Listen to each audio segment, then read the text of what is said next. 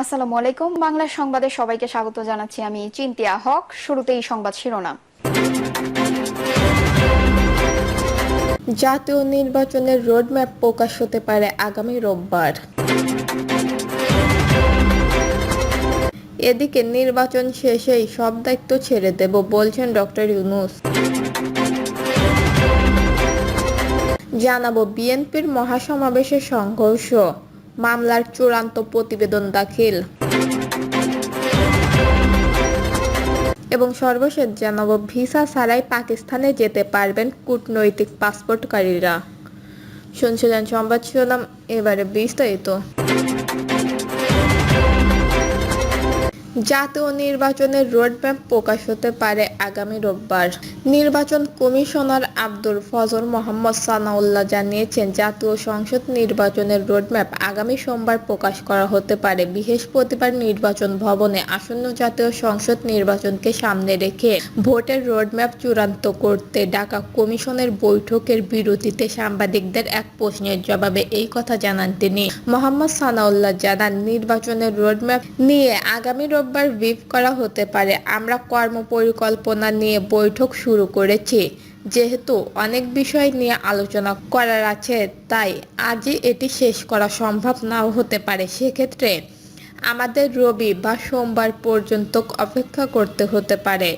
Commissioner এবং কর্মকর্তাদের সঙ্গে আলোচনার পর সামরিক অগ্রগতি প্রধান নির্বাচন কমিশনকে জানানো হবে উল্লেখ করে তিনি আরও বলেন, চূড়ান্ত পরিকল্পনার পরই আনুষ্ঠানিক ঘোষণা দেওয়া হবে। এর আগে আজ দুপুর 2:30টা থেকে শুরু হওয়া এ বৈঠকে 4 নির্বাচন কমিশনার এবং ইসি সচিবালয়ের ঊর্ধ্বতন কর্মকর্তারা উপস্থিত ছিলেন।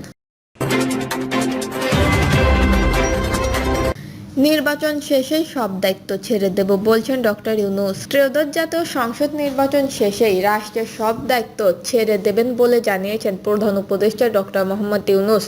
সম্প্রতি যুক্তরাষ্ট্রের ইউটা ভিত্তিক সংবাদ মাধ্যম ডেসারাট নিউজে একটি নিবন্ধন লিখেছেন তিনি। এতে 24-এর গণঅভ্যুত্থান, অন্তর্বর্তী সরকারের দায়িত্ব গ্রহণ, সংস্কার সহ বিভিন্ন বিষয় নিয়ে বিস্তারিত লিখেছেন ডক্টর মোহাম্মদ ইউনূস।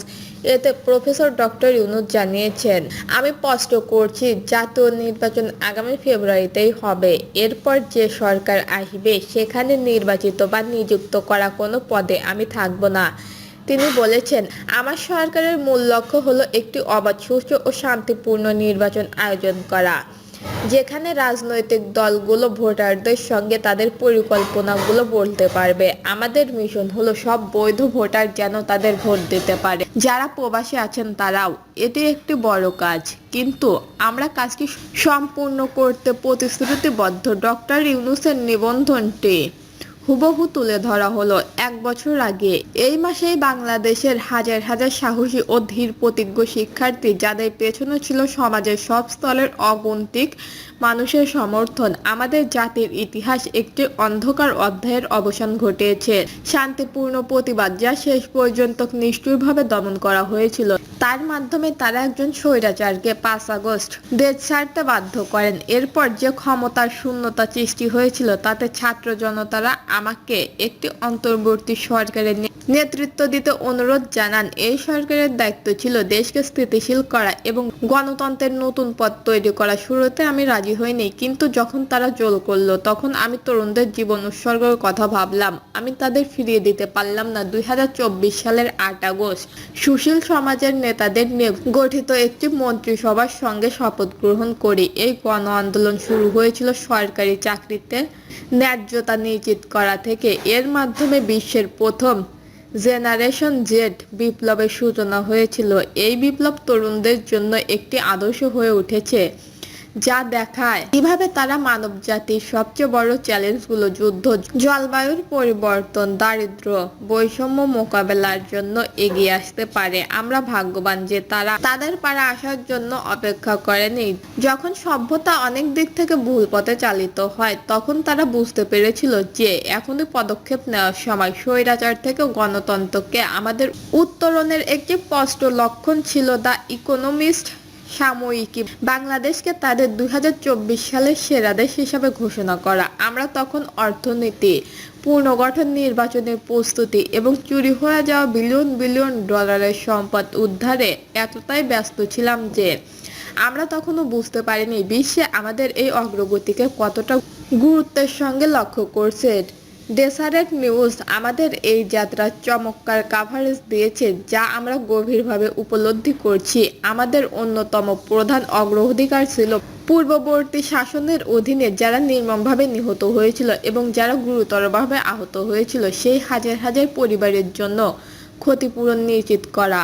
এর সঙ্গে আমরা সাবেক সরকার ও তার সহযোগীদের লুট করা অর্থ উদ্ধারেও উল্লেখযোগ্য অগ্রগতি অর্জন করেছি। যখন আমি অন্তর্বর্তীকালীন সরকারের প্রধান হিসেবে দায়িত্ব গ্রহণ করি তখন অব্যবস্থার মাত্রা দেখে আমি হতবাক হয়ে যাই। পুলিশ তাদের দায়িত্ব পালন করছিল না, বৈদেশিক মুদ্রার রিভার্স কমে যাচ্ছিল, অর্থনীতি ধ্বংসস্তূপে পরিণত হয়েছিল, গণতন্ত্র ভেঙে পড়েছিল। সরকারি কর্মচারীরা যারা ক্ষমতাসীন দলের প্রতি যথেষ্ট আনুগত্য না দেখানোর কারণে পদোন্নতি থেকে বঞ্চিত হয়েছিল, তারা ন্যায্য বিচার চেয়েছিল। ধীরে ধীরে আমরা পুনর্গঠন শুরু করি। সেই সব রাজনৈতিক দল স্বৈরাচারকে প্রতিরোধ করেছিলাম। তাদের পাশাপাশি নতুন গঠিত দলগুলোও নতুন ধারণা, শক্তি ও কর্মপ্রচেষ্টা নিয়ে এগিয়ে এসেছে। স্বতন্ত্র বাহিনী যারা 5 আগস্ট বিক্ষোভকারীদের ওপর গণহত্যা চালাতে দেয়নি, তারা তাদের পেশা দায়িত্ব বজায় রেখেছে এবং আইন শৃঙ্খলা পুনরুদ্ধারে সহায়তা করেছে।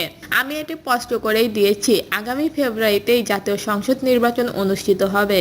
আমি এর পরপরই সরকারের কোনো নির্বাচন বা নিযুক্ত পদে থাকব না। আমাদের প্রশাসনের মূল লক্ষ্য হলো একটি অবাধ, সুষ্ঠু, শান্তিপূর্ণ নির্বাচন সম্পূর্ণ করা, যেখানে রাজনৈতিক দলগুলো ভোটারদের কাছে তাদের বক্তব্য তুলে ধরতে পারেন। বিদেশি বসবাসকারী নাগরিক সহ সব যোগ্য নাগরিককে ভোট দেওয়ার সুযোগ করে দেওয়া একটি বিশাল কাজ, কিন্তু আমরা এটি সম্পূর্ণ করতে প্রতিশ্রুতিবদ্ধ। আমরা আমাদের পররাষ্ট্র নীতিতেও পরিবর্তন এনেছি, যাতে প্রতিবেশী বা বৈশ্বিক অংশীদারের সঙ্গে ইতিবাচক সম্পর্ক জোরদার করা যায়। বিশ্বের 8ম বৃহত্তম জনসংখ্যার দেশ হিসাবে বাংলাদেশ দক্ষিণ ও দক্ষিণ পূর্ব এশিয়ায় আঞ্চলিক স্থিতিশীলতা ও সমৃদ্ধির একটি মূল কেন্দ্র হতে পারে এবং হওয়া উচিত। বিএনপির মহাসমাবেশে সংঘর্ষ, মামলার চূড়ান্ত প্রতিবেদন দাখিল। বিএনপির মহাসমাবেশে সংঘর্ষণের ঘটনায় একটি মামলার চূড়ান্ত প্রতিবেদন জমা দিয়েছে তদন্ত কর্মকর্তারা বৃহস্পতিবার ঢাকা মহানগর দায়রা জজ আদালতে। প্রতিবেদনটি দাখিল করা হয় বিএনপির মহাসচিব মির্জা ফখরুল ইসলাম আলমগীর, দলটির স্থায়ী কমিটির সদস্য আমির খসরু মাহমুদ চৌধুরী, মির্জা আব্বাস, গয়েশ্বর চন্দ্র রায় সহ 66 জনের বিরুদ্ধে অভিযোগের কোনো প্রমাণ না মেলার কথা বলা হয়েছে প্রতিবেদনে। 2023 সালের 28 অক্টোবর রাজধানীর পয়েন্টে বিএনপির মহাসমাবেশের সংঘর্ষণের ঘটনায় বিস্ফোরক দ্রব্য আইনের মামলায় রমনা থানায় মামলাটি করা হয়। বৃহস্পতিবার বিকেলে আসামিদেরকে মামলা থেকে অব্যাহতি প্রদানের বিষয়ে আদেশের কথা রয়েছে। দর্শক, এই ছিল এখনকার সর্বশেষ নিউজটি ভালো লাগলে একটি লাইক দিন, কমেন্টে আপনার মতামত জানান এবং আমাদের পাশে থাকার জন্য বেল বাটনটা অন করে রাখুন। ধন্যবাদ।